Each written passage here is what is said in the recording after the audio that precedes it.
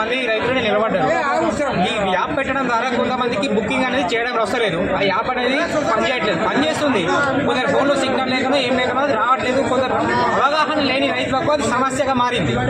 దాని ఆ సమస్యని తొలగించేసి పురాణ పద్ధతి అంటే ముందు ఎట్లిస్తుండే ఒక సొసైటీకి వచ్చినప్పుడు పట్ట పాస్బుక్ మీద ఎన్ని ఎకరాల పొలం ఉంది దాన్ని చూసి ఆధార్ కార్డు చూసుకుని అదే విధంగా ఇస్తుండే. కాబట్టి అదే పద్ధతుల ద్వారా ఇప్పుడు యూరియా అనేది గల్లంత అవ్వకుండా ఉండడానికి యాప్ పెట్టినామంటారు. ఎక్కడ గల్లంత అవుతుంది సార్? గల్లంత అనేది అవ్వదు. మీరు యాప్లో ఎన్ని ఎకరాల పొలం ఉందో అంతే పెట్టిర్రు. కాబట్టి అదే విధంగా పురాణ పద్ధతి ఎట్లుందో అదే విధంగా పట్ట పాస్బుక్ ఒక ఎకరానికి 2 బస్తాల యూరియా 3 బస్తాల పెట్టారు. అదే విధంగా పెట్టేసి యాప్ అనేది రద్దు చేయండి. మళ్ళీ యూరియా అనేది కూడా స్టాక్ సార్ ఖచ్చితంగా ప్రతి ఒక్క షాపుకు దింపే విధంగా చేయండి. ఈ ప్రైవేట్ షాపులు ఉన్నాయి, ప్రైవేట్ షాపులు యూరియా మీద పర్సెంటేజ్ తక్కువ ఉంది అనేసి చెప్పేసి ఆ యూరియా వ్యాగన్స్ తెప్పియట్లేదు వాళ్ళు. మరి తెప్పించినా కానీ వాటికి ఇతర లింకులు పెట్టడం జరుగుతుంది.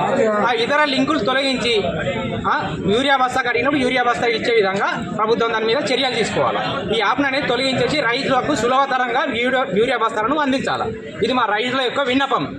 ఇట్లాంటి విన్నపాన్ని స్వీకరించకుండా దీన్ని వ్యతిరేకించినట్టు చేసినట్లయితే రైతులందరూ సమైక్యంగా కలిసి ధర్నాలు రాస్తారోకోలు చేయడం అయితే జరుగుతుంది.